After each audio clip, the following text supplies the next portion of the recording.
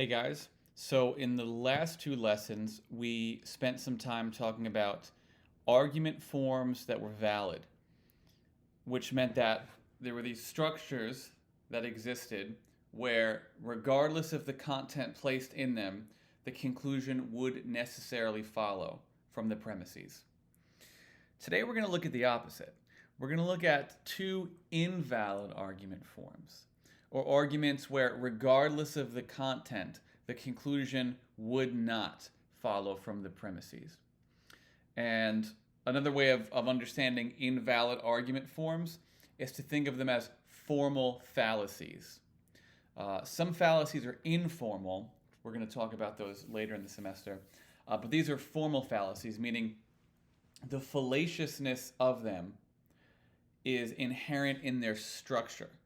It's not contingent upon particular content or something like that. There's just, it's built into the form that there's something wrong with it, regardless of what you plug in, right? We're gonna look at two of them, and you may be confused because they look like some of the valid argument forms if you're not paying close attention, and so you might be like, wait, how do I tell the difference between this and this?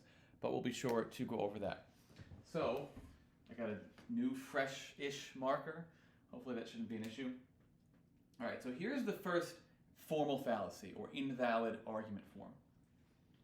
We start off with a conditional statement. If P, then Q. Okay. In the second premise, we negate or deny that first thing. And what's that first thing called again? The way you're going to know these invalid forms easily is to remember the terminology. The first part of a conditional's antecedent, the second part of a conditional consequent. Second premise, you deny the antecedent.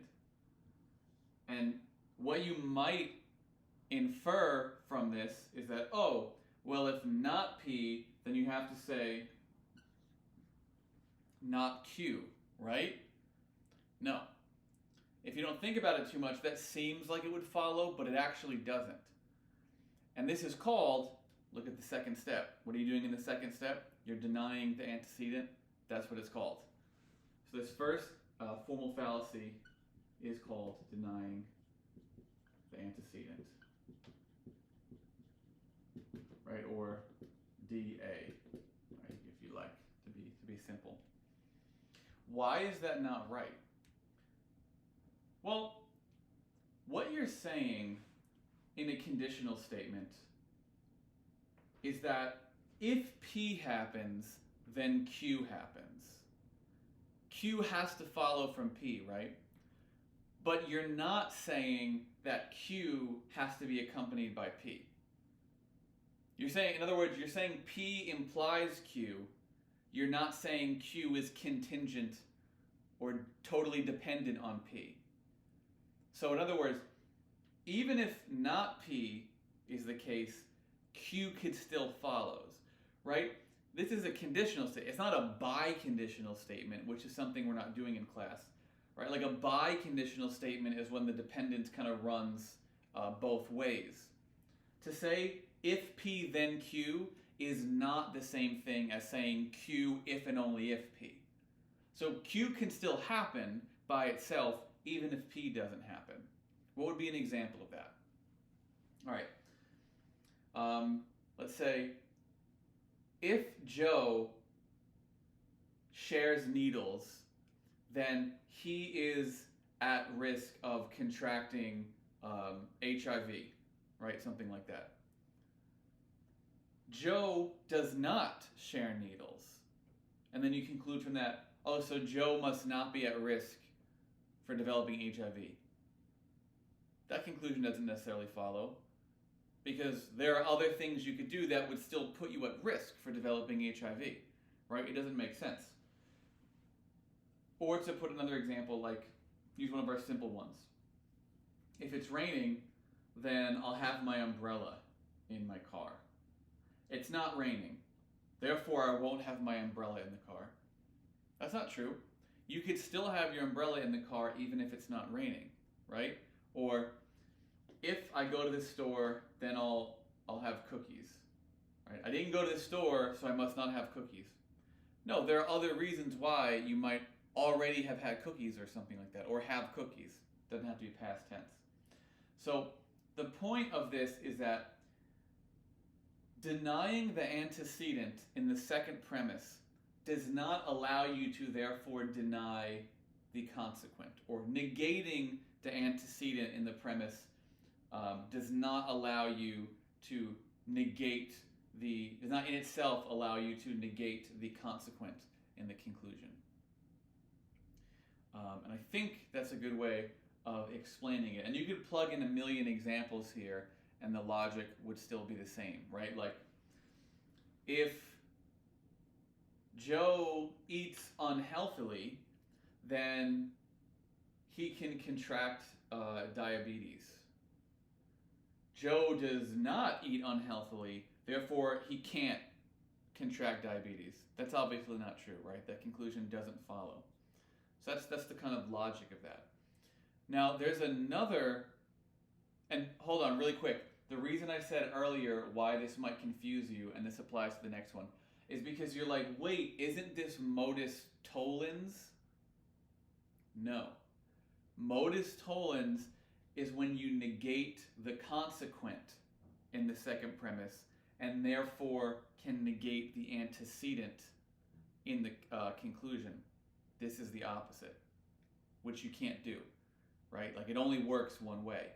Because in Modus Tollens, what you're saying is, oh, since we know that if P happens, then Q has to happen, then if Q doesn't happen, then P must not happen. Why? Because if it did, then P must have happened, right? But here you're saying, if P happens, then Q happens. P didn't happen, so Q doesn't have to happen, and that one doesn't work, right? That is mathematically flawed, is a way you can say that. But this is not the only invalid argument form, and in fact, there's more than two. But we're only going to look at one more today, and this one starts out with the same first premise. Right, so let's draw a line here. This one says, if P, then Q. Okay? Conditional statement, easy. If antecedent, then consequent. Now, what you do in the second premise is you say Q. And so maybe you conclude from that, oh, P. Think why that doesn't work. Think why that doesn't work. If I go to this, it's similar. You can kind of explain this in your head for similar reasons you can explain that. If I go to the store, then I'll have cookies.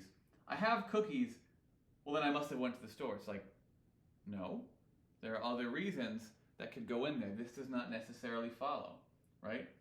Or let's look at another example I have down here that I think works. So let's say you say, if Jen is an atheist, then she opposes compulsory prayer in school. Jen, in fact, does oppose compulsory prayer in school. Oh, so she must be an atheist. No, because there are other reasons you could oppose compulsory prayer in the school. Like, you could be a theist, or you could believe in God and still oppose compulsory prayer in school. So the form does not work, right? And you could move the negatives around too. Like, I don't know, if this said, if not P, then Q, P, therefore not Q. That's still the same thing, right? Because the opposite of a negative is a denial, right? So you're denying the antecedent, and from that denying the consequent, right? Similarly, over here, if you say, oh, if P, then not Q. Oh, well, not Q, therefore P, right? That doesn't work. You don't. What is this called, by the way? Well, if this one, let's go back to the original form. if in this one what you're doing in the second premise is denying the antecedent, what are you doing here? Well, it's not the antecedent, it's the consequent. Are you denying it? No, you're affirming it. And that's why this is called affirming the consequent.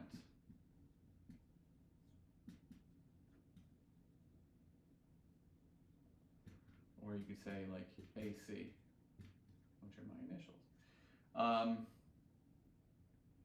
So over here, you are denying the antecedent of a conditional and then fallaciously denying the consequent in the conclusion. Over here, you're affirming the consequent of a conditional in the second premise and then fallaciously concluding that you could therefore affirm the consequent. And that does not work either for the reasons mentioned. Okay?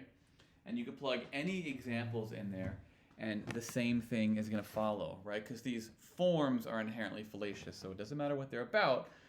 Any argument set up this way is automatically going to be invalid, right? It's going to be set up as if it was a deduction, but it's not really going to be a valid deduction because that conclusion does not necessarily follow. That's basically it. So far you have 8 valid argument forms in your toolkit, and now after today you should have 2 invalid argument forms in your toolkit. And this will help you formulate your own arguments and also evaluate arguments you hear from other people, right?